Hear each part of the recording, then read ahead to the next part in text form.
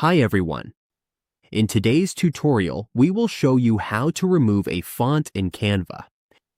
If you want to clean up your font list or manage the fonts available in your designs, we will guide you through the simple steps to do it now on your Canva dashboard. To delete a font, simply click on Brand on the left side of your dashboard. Once you are here, click on the font you want to remove. Since we do not have a business plan, we cannot show an example here.